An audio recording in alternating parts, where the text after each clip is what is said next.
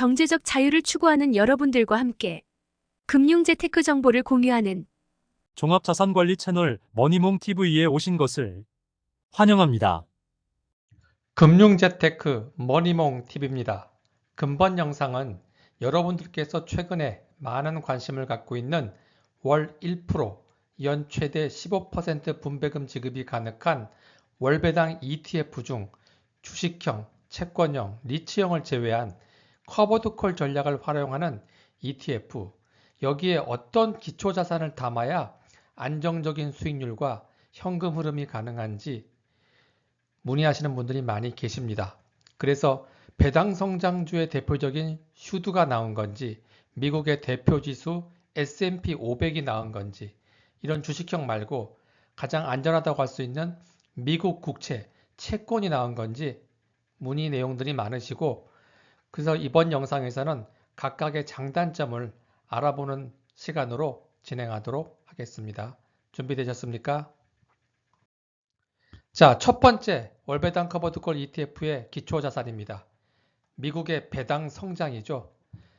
세계적인 배당 성장 ETF 중에 대표적인 게 뭐죠? 네, 슈드 ETF입니다. 여러분들 잘 아시죠?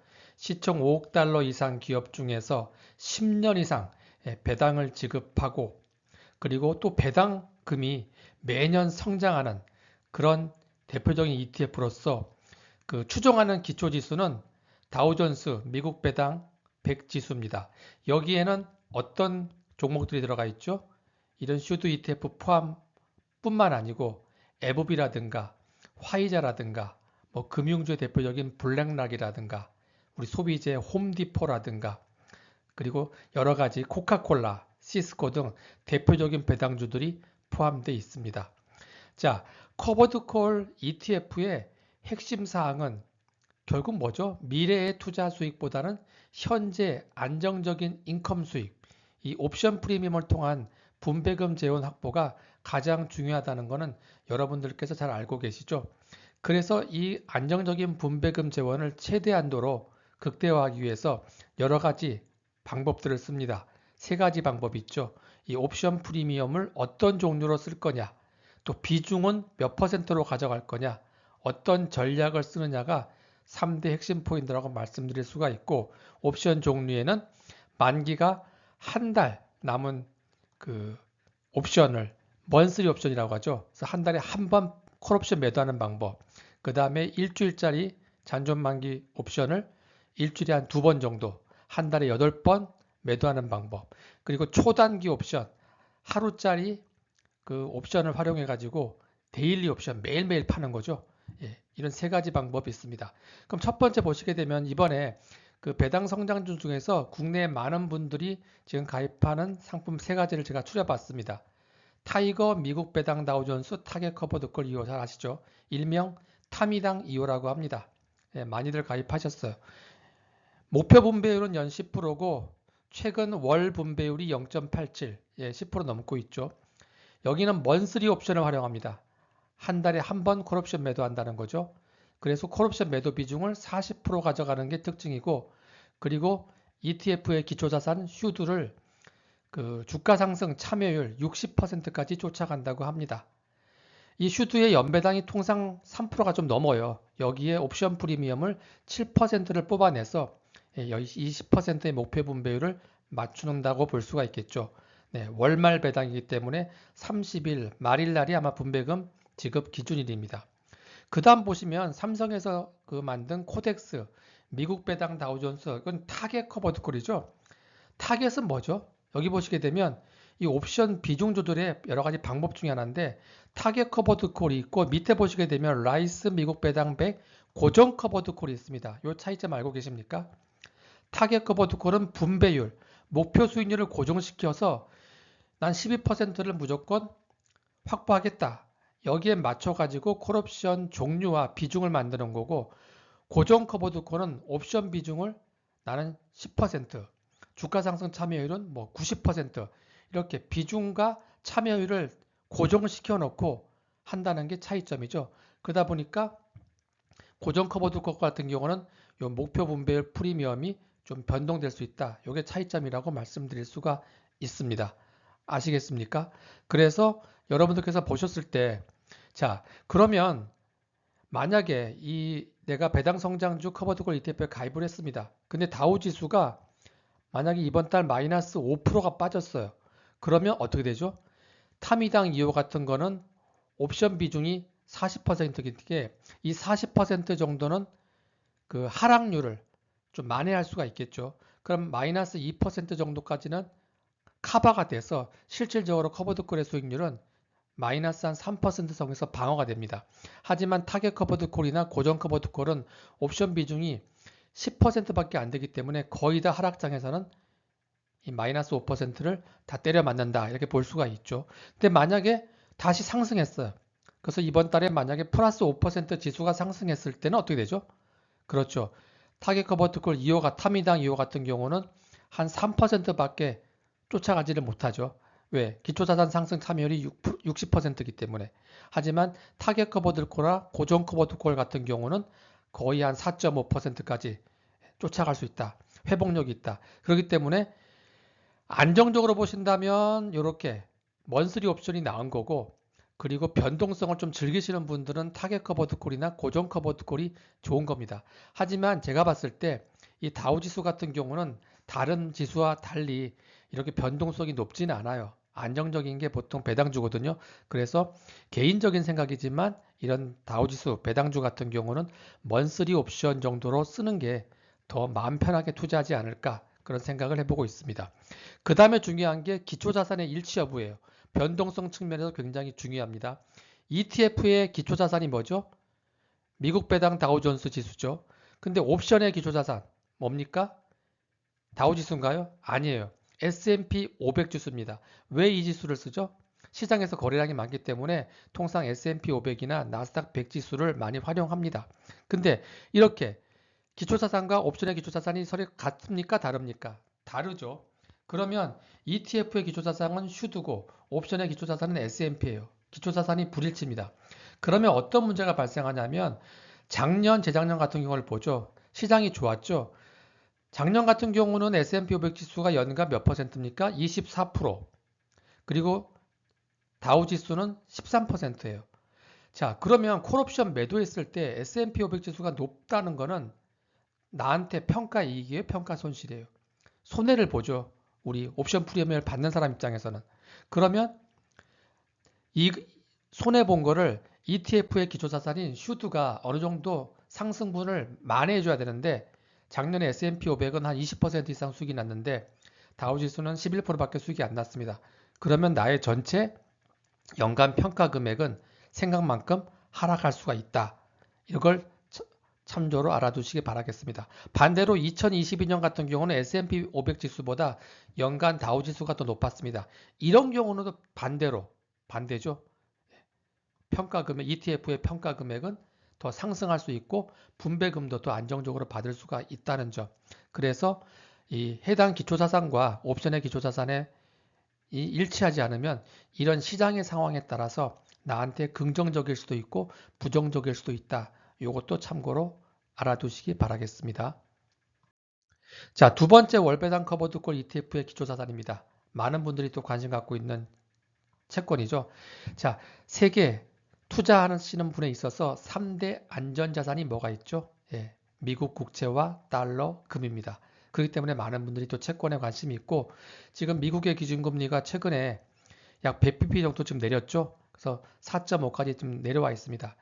향후에도 전 세계적으로 금리 인하 사이클이 된다는 것은 많은 분들이 알고 계시는 내용이죠. 그래서 금리가 떨어지게 되면 채권 가격은 올라간다는 건 다 알고 계실 거예요.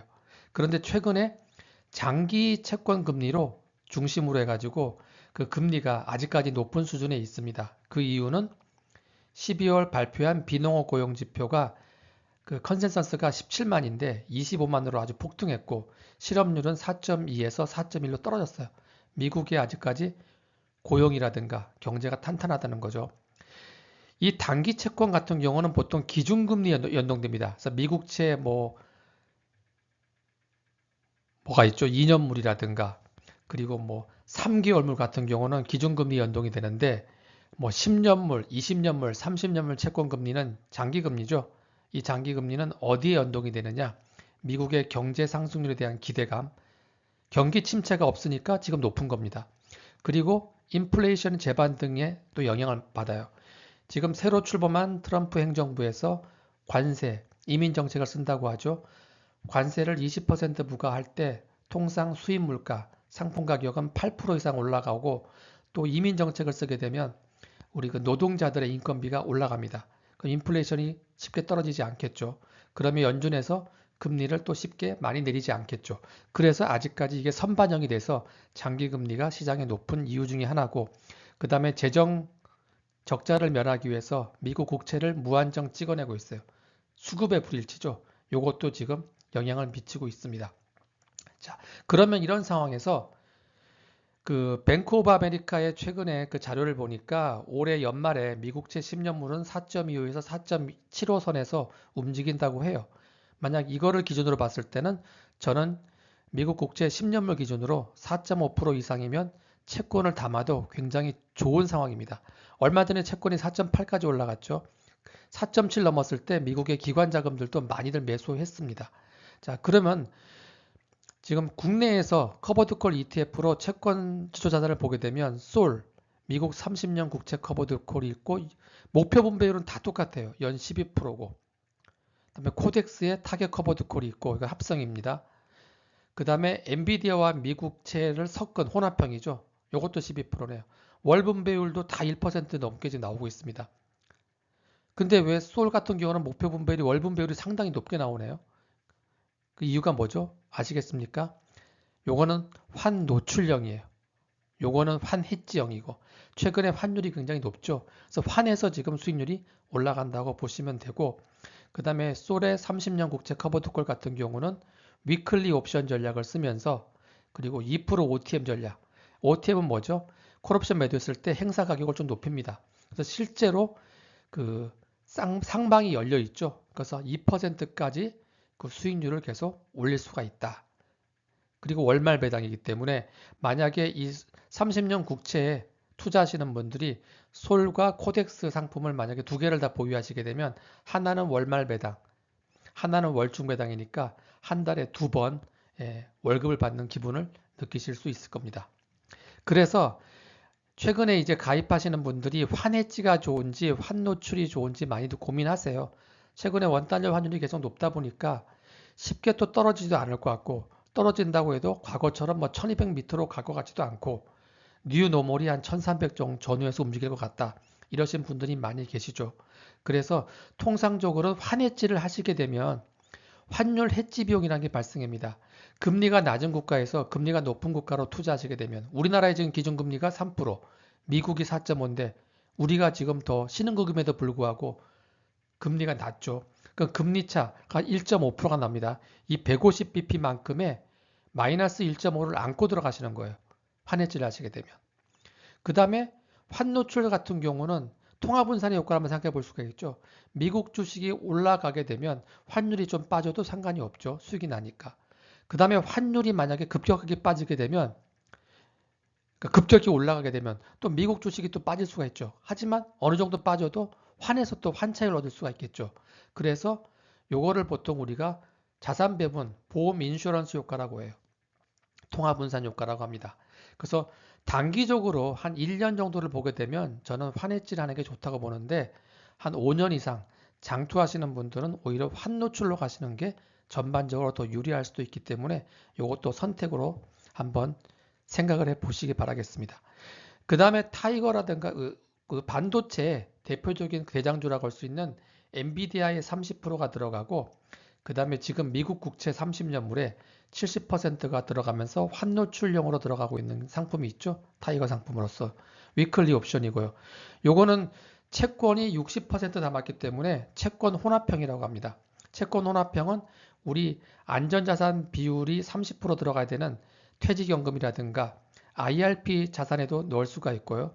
그 다음에 연금저축펀드라든가 IS 계좌에도 넣을 수가 있기 때문에 여러분들께서는 이런 채권 혼합형 커버드콜을 이런 연금 계좌로 활용하는 방법도 좋은 방법이라고 말씀드릴 수가 있겠습니다. 아시겠습니까?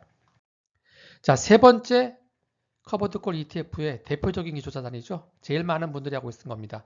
미국의 S&P 500, 11개 섹터로 구성되어 있으면서 대표적인 기업으로 다 포함되어 있죠. 시가총액이 높은 순서대로 분류된 시총 S&P 500, 뭐 스파이라든가 VO 같은 게 있고, 그 다음에 똑같이 비중을 잘라서 운영하고 있는 동일 비중, 가중평균 S&P 500 지수도 있습니다. 대표적인 S&P 500이 또 나스닥과 더불어 우상향 지수라고 하죠. 아시다시피 분기별 자동 리밸런싱을 하게 되죠. 내가 신경을 쓰지 않아도 실적이 안 좋은 기업은 퇴출되고 실적이 좋은 기업들은 자동적으로 이 지수에 편입이 되기 때문에 궁극적으로 장투하시게 되면 우상향할 확률이 높은 지수입니다. 그래서 우리가 보통 이런 ETF에 투자하기가 굉장히 좋죠. 나는 어떤 상승에 따른 목돈을 마련하기 위해서 미래의 투자 수익을 원한다 하시는 분들은 연금계좌라든가 이런 쪽에 TR형, 토탈 리턴 상품으로 투자하시면 됩니다. 배당금을 재투자하는 방법이죠. 하지만 이게 최근에 바뀌었죠. 그 기재부에서 이번에 2025년 세법 그 시행령을 발표하면서 올해 7월 1일 이후부터는 TR 상품 판매, 운영을 중지하라고 합니다. 그래서 지금 상당히 많이 비상이 걸렸죠. 대표 지수가 다 여기에 포함되어 있는데, 그래서 지금 운용사에서는 아직 확정되지는 않았지만 연 1회 배당을 분배하거나 아니면 결산이라는 걸 통해서 세금을 먼저 원천 징수하고 세금 차감한 금액을 재투자하는 방법, 여러 가지 고민 중에 있는 걸로 알고 있습니다. 참조해 주시기 바라겠습니다. 그리고 나는 어떤 투자 수익보다는 당장의 현금 흐름, 인컴 수익이 더 좋다 하시는 분들은 당연히 커버드콜 전략 상품으로 가시는 게 정답이죠. 그럼 S&P 500을 기초자산으로 하는 대표적인 국내 커버드콜 ETF는 최근에 이제 코덱스에서 나온 게 있고요. 그다음에 한투, 에이스에서 나온 게 있고 신한에서 나온 게 있습니다. 가장 최근에 나온 게 이거예요. 미국 S&P 500 데일리 커버드콜 OTM인데 목표 분배율을 15%까지 해서 이제 나온 지가 얼마 안 됐기 때문에 월 분배율은 아직 안 나왔습니다. 요거는 그 데일리 옵션을 전략을 쓰면서 옵션 비중 이제 아시겠죠? 10%. 그리고 주가 상승 참여율은 몇 프로요? 90%까지 쫓아갑니다. 그리고 1% OTM 전략을 써서 외가격 전략이죠. S&P 500 지수의 하루 1% 상승까지는 모두 쫓아가겠다. 그래서 최대한도로 지수 상승률을 비슷하게 쫓아가면서 분배율을 연 15% 정도 가져가겠다는 굉장히 공격적인 전략을 쓰고 있습니다. 월말 배당이죠. 그 다음에 이제 한투에서나 에이스 같은 경우도 이번 달 월 분배율만 1.28% 굉장히 지금 안정적으로 많이 나오고 있습니다. 블룸버그에서 뽑은 미국 대형주 500개 종목이고 똑같습니다. 차이점은 이것도 데일리 옵션인데 여기는 1% 쫓아가는 OTM 전략이고 이거는 0.7%까지 반영하는 OTM 전략이니까 비용에서 조금 차이가 나겠네요. 요거는 월중 배당이니까 만약 요 두 ETF를 가지고 계신 분들은 한 달에 2번 또 분배금을 받으시겠네요.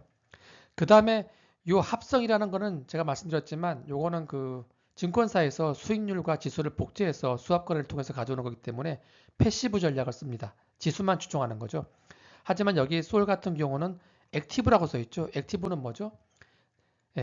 지수만 추종하는 게 아니고 펀드 매니저의 어떤 전략, 운영 전략을 매수 매도에 활용한다. 그래서 잘 될 수도 있고 더 수익이 안 좋을 수도 있습니다. 좀 더 공격적으로 간다는 거죠. 이거는 월말 배당이에요. 그래서 결국 결론적으로 월배당 커버드콜 ETF라는 거는 핵심이 비대칭적 손익 구조입니다.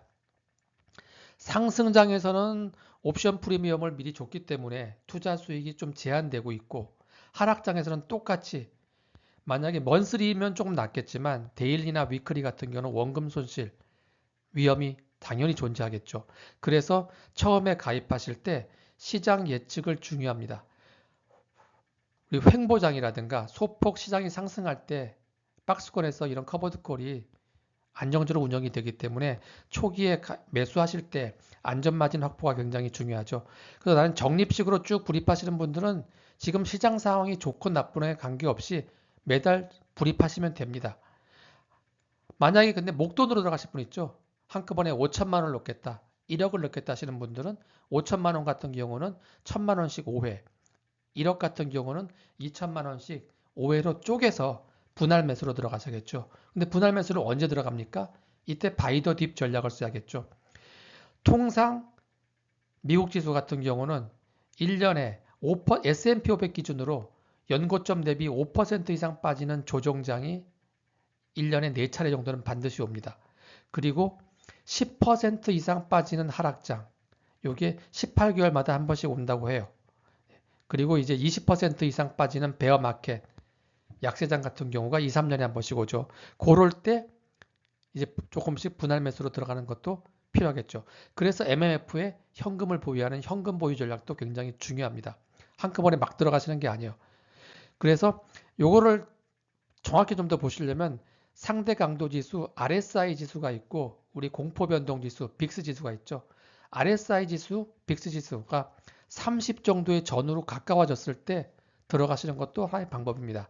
RSI가 30이라는 거는 아주 지금 과매도 구간이에요. 너무 많이 지금 공포에 들려서 팔고 있다는 거거든요. 이때 들어가는 거고 빅스 지수가 또 30이 넘어가는 거는 시장이 지금 굉장히 공포에 떨고 있다. 이럴 때 분할 매수로 들어가서 안전 마진을 확보하신다면 장기적으로 보유하셔도 안정적인 분배금 받으시면서 그 수익률이 쉽게 그 원금 이상으로 계속 운영할 수 있는 그런 안정적인 수익률과 그리고 인컴 수익이 가능하다 이렇게 말씀드릴 수가 있습니다. 자, 그리고 이 국내 상장 해외 ETF의 커버드콜 같은 경우는 분배금을 받든 나중에 갑자기 매도했을 때 매매 차익이 발생했을 때 둘 다 15.4% 배당 소득세가 과세됩니다.